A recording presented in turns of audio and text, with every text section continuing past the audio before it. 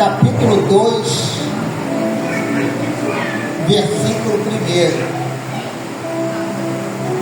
1. O texto sagrado diz assim, olha: o destruidor já está diante de ti, guarda a tua fortaleza, observa o caminho, esforça os teus lombos, fortalece muito o teu poder, porque o Senhor trará outra vez a excelência de Jacó, como a excelência de Israel, porque os que despejam, os despejaram e corromperam os seus sarmentos. Meus irmãos, nós estamos boa parte desse dia meditando nessa mensagem para trazer para os irmãos. E é verdade que eu acredito muito nos profetas. Eu acredito muito que Deus usa os profetas. A Assembleia de Deus é uma denominação que acredita em profecia, acredita em visão e acredita também em revelação.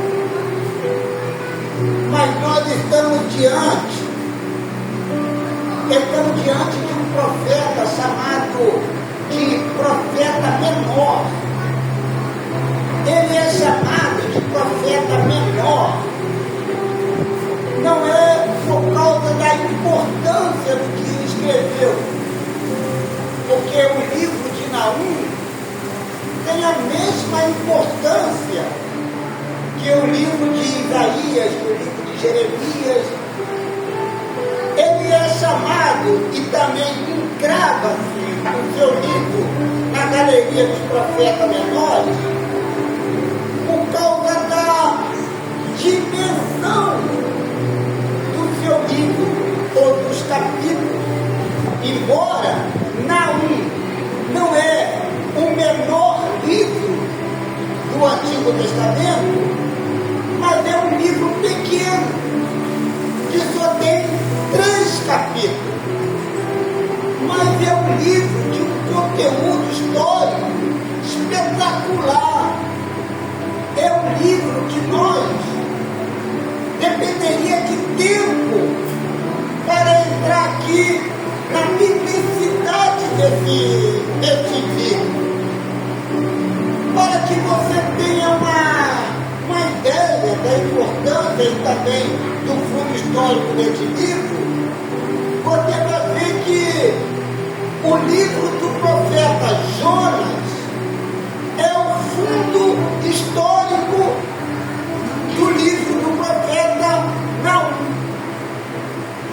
A palavra Naum é uma palavra que vem do hebraico antigo, que quer dizer consolação.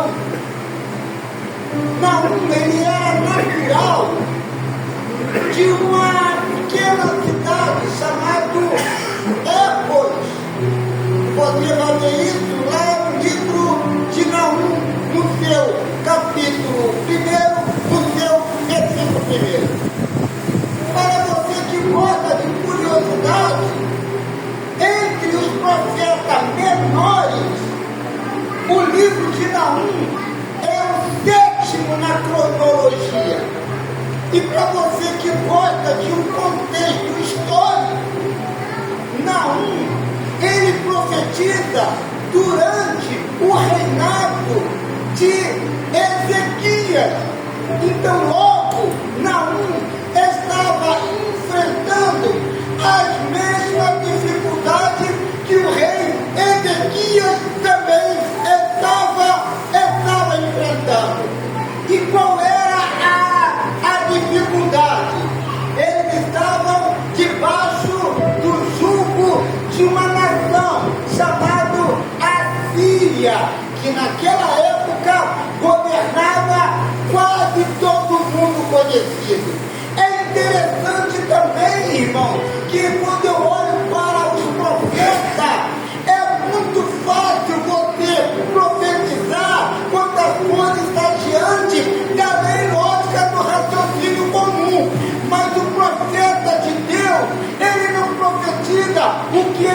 vendo, ele não profetiza o que ele quer, ele não profetiza o que as pessoas querem ouvir, ele profetiza aquilo que Deus, que está lá no céu, colocou no seu coração, e ele transmite para o povo aquela mensagem que Deus lhe deu. Logo, o profeta Naum foi um profeta que entregou alguma coisa que para os seus contemporâneos parecia uma coisa que não poderia acontecer, porque você vai ver que a palavra-chave do livro de Naum é a sentença contra a Síria.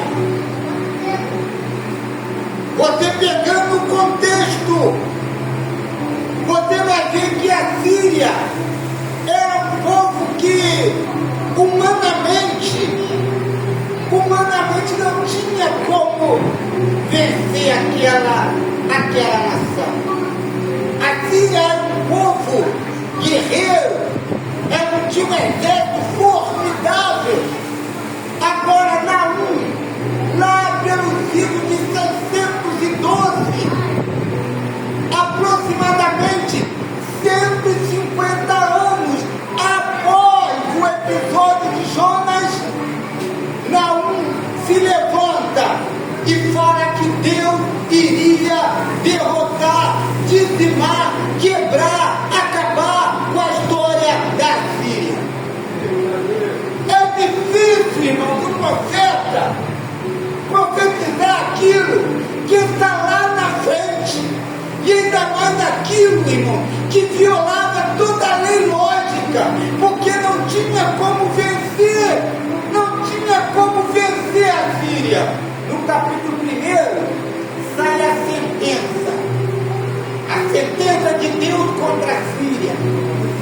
E o interessante, irmão, é que a Síria se julgava autossuficiente, porque não tinha exército humano que pudesse vencer aquela cidade. Os reis da Síria, você pode pegar a história, tanto Senaqueribe, que foi um dos reis mais conhecidos da Síria, foi Senaqueribe que fez um aqueduto transportando as águas da montanha para irrigar, para abastecer a cidade de Nínive.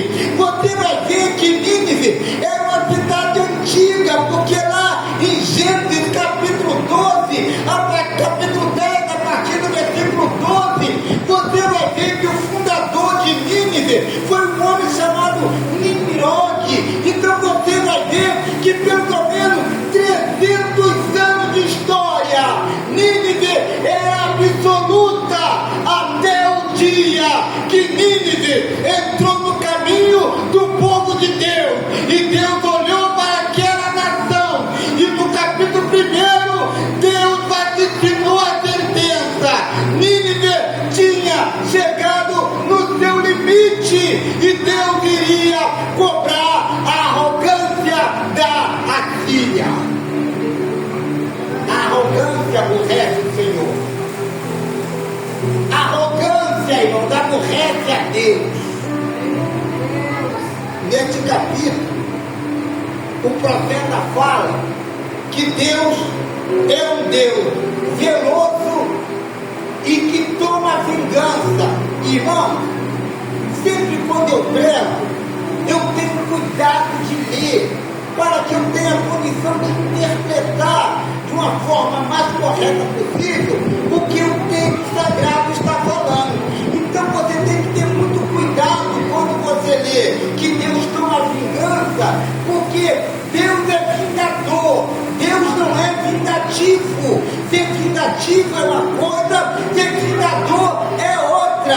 Você tem que ter cuidado quando você lê esse texto, porque Deus, Ele é vingador. Vingador de quê, irmão? Ele entra na frente daquele que se levanta contra o seu povo.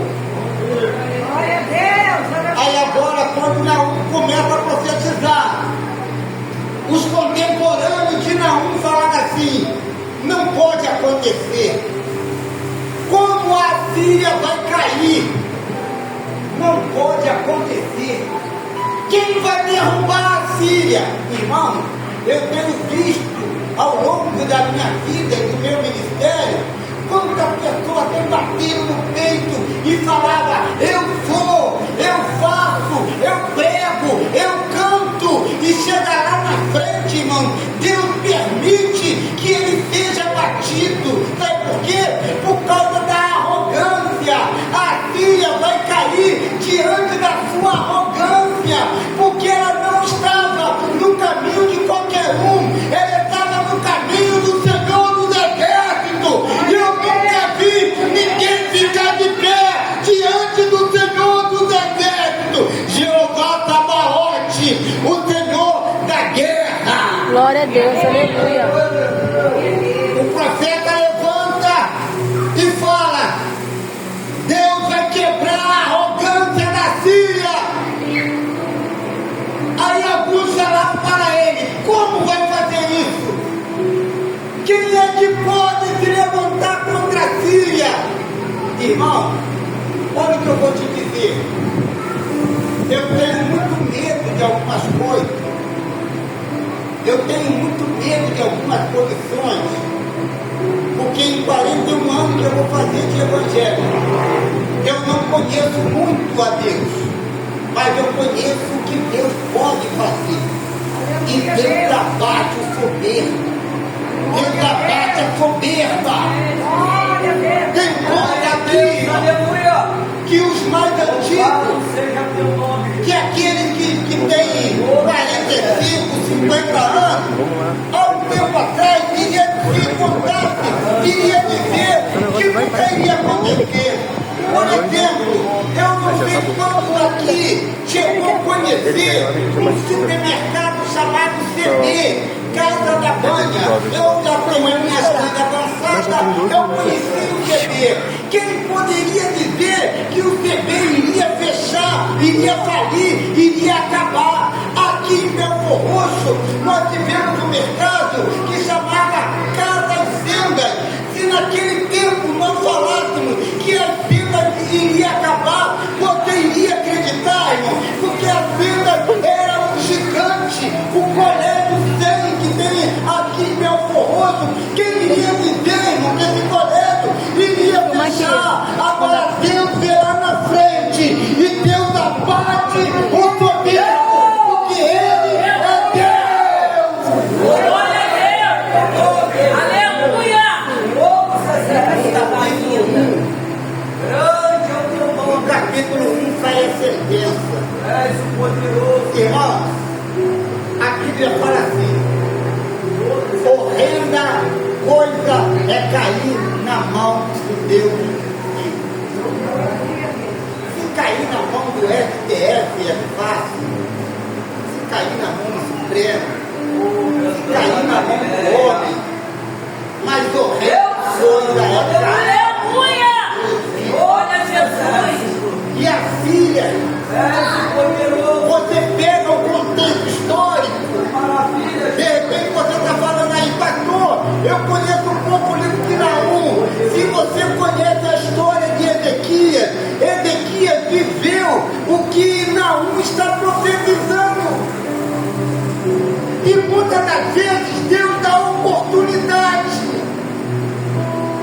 Quando eu li esse texto, relia em líquido, glória a Deus. 150 anos antes, Deus pegou Jonas e mandou Jonas lá em Nínive. E Jonas pregou. Nínive se converteu, se arrependeu. Mas o tempo foi passando, irmão. O tempo foi passando. E a cidade voltou, irmão, a ser sanguinária, a ser pecaminosa, a ser soberbo. Olha, irmão, quantas vezes Deus dá oportunidade. Jonas não quis, Jonas fugiu, mas Deus falou para ele: vai, porque Nínive é uma cidade grande. Para atravessar Nínive era pelo menos 3 dias de viagem para atravessar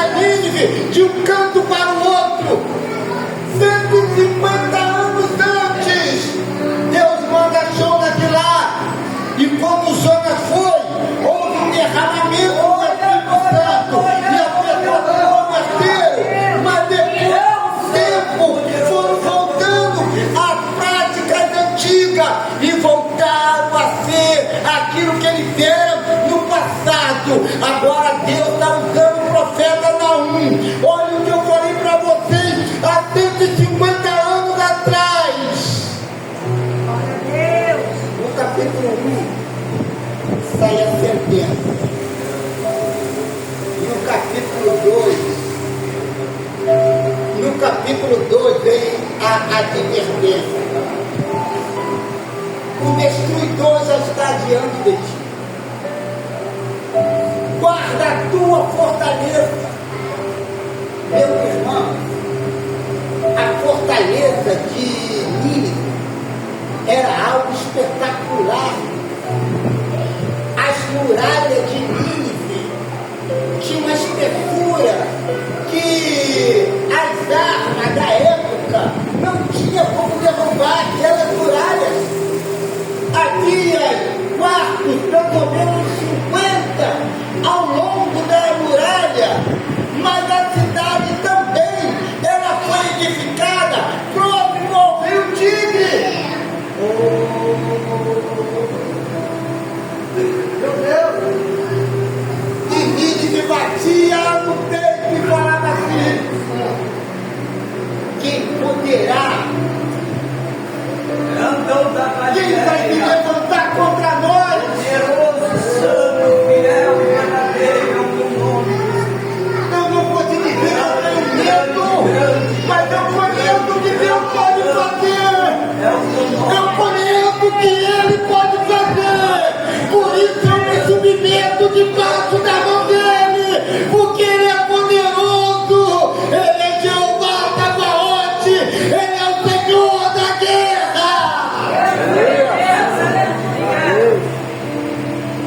Meu irmão, isso daqui eu estou pregando a limítrofes, porque a mídia da igreja fará essa mensagem chegar em vários lugares.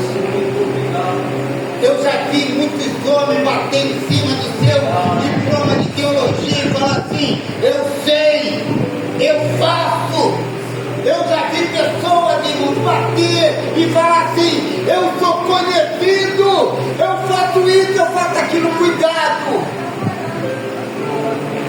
Cuidado, porque tudo tem um limite. Porque tudo tem um limite. Deus santo e poderoso é o Capítulo 2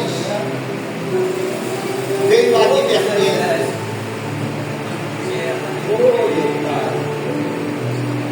O relógio, alguém adiantou esse relógio.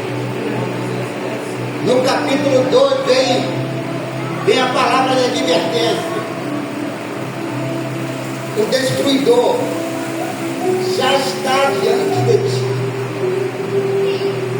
Deus advertiu. Agora o castigo estava próximo. Irmãos, quantas pessoas Deus fala, não muda. Deus fala, não muda. Deus usa o pastor, Deus usa o pai, Deus usa a mãe, Deus usa a esposa, Deus usa o esposo, Deus usa o profeta, e a pessoa não ouve. E quando você não dá ouvido, irmão, pode ter certeza, você vai pagar pelas consequências dos seus atos. Se você não der ouvido, você vai pagar pela consequência dos seus atos.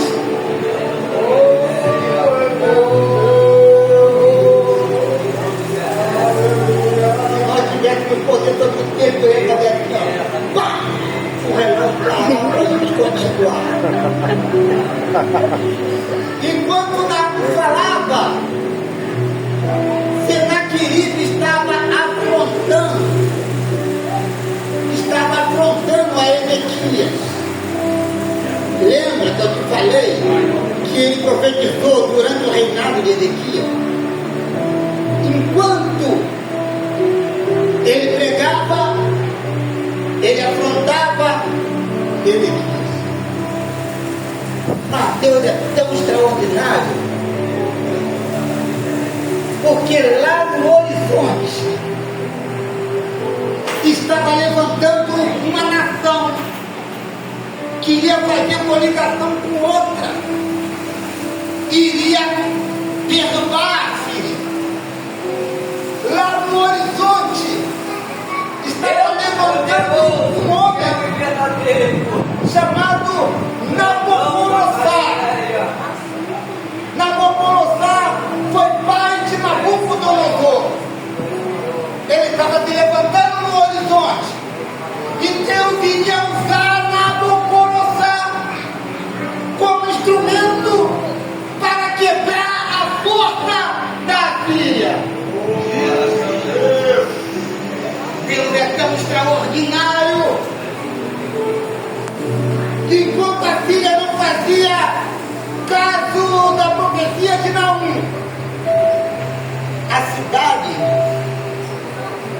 eu recomendo que você tiver um tempo, leia este livro em casa, estude sobre esse livro. A cidade foi edificada próximo do rio. A Síria tinha um exército gigantesco, mas o Senhor comanda a natureza. Aleluia. A natureza está na mão dele. E o rio encheu. A maré subiu. E boa parte dos quartos que havia ali nas muralhas foram invadidos pelas águas. E alguma parte da muralha cedeu, ficando uma parte vulnerável. Aí, irmão, vem Nabucodonosor, com a coligação que ele tinha feito, e entrou na cidade, e acabou com a história daquele exército tremendo que era o exército da Síria. Capítulo 1 vem a sentença, capítulo 2 tem a advertência, no capítulo 3 Deus explica por que ele fez aquilo. Deus fez aquilo porque a Síria era soberba, porque a Síria era sanguinária, porque a Síria debochava das coisas de Deus. Eu quero, antes de eu ficar essa mensagem cristocêntrica, dizer para você que todo aquele que pensa que é maior do que Deus, Deus abate, porque ele é maior do que todos nós. Aleluia. Eu falei para o irmão que quem fundou a Síria, cuidado com o estudo, porque numa revelação progressiva você vai ver que Síria e Assíria são nações diferentes. A Síria tem a capital em Damasco e a Síria tem a capital em Nínive. A Síria, que era uma potência mundial, era a Síria que tinha a capital em Nínive. No capítulo 2, Deus dizima com ele. No capítulo 3, Deus mostra por que fez. Eu não sei.